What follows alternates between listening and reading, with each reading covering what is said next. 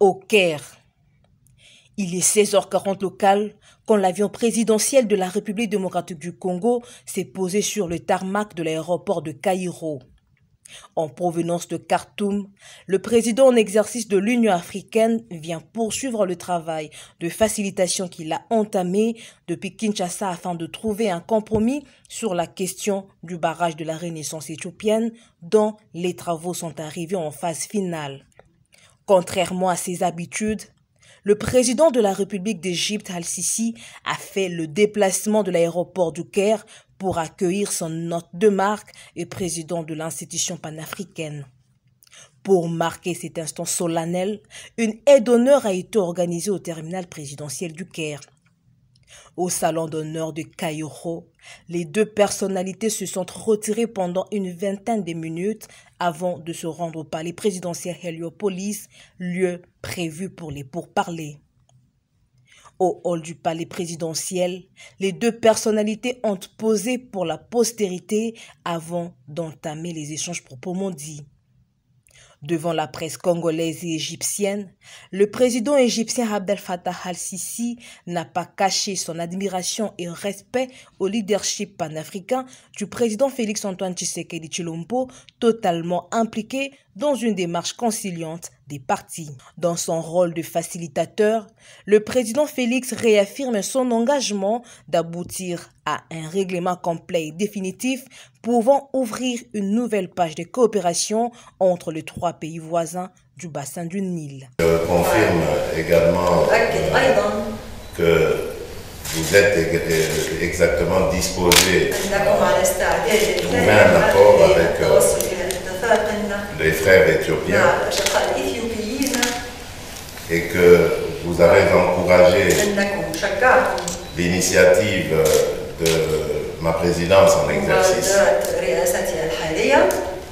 et que vous appelez de vos voeux à ce que l'Union africaine continue ses efforts, s'implique davantage pour aider à trouver une solution pacifique et un accord contraignant.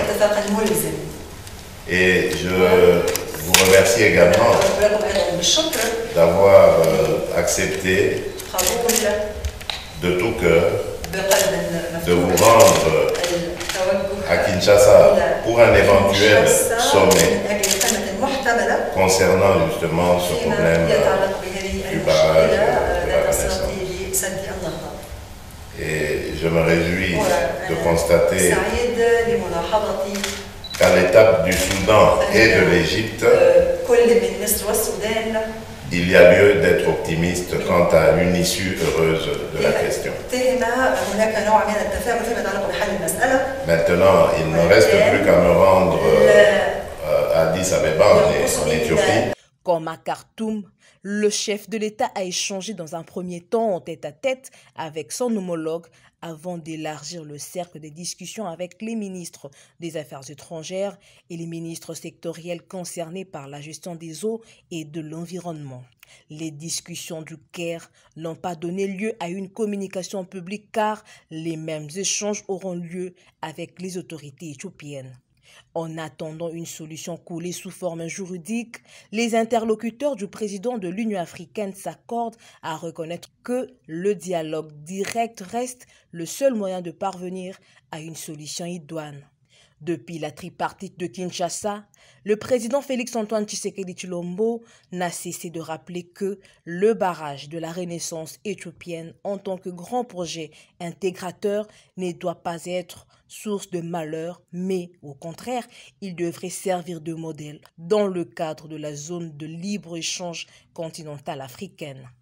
Juste après la séance de travail, le cortège présidentiel s'est dirigé au palais royal Kouba, l'un des différents palais égyptiens qui servent actuellement de maison d'hôtes officielle du pays pour les dignitaires en visite. Après le Caire, cap vers Addis Abeba. Dernière étape de la tournée du président de l'Union africaine dans le cadre du dossier sur le barrage de la Renaissance éthiopienne.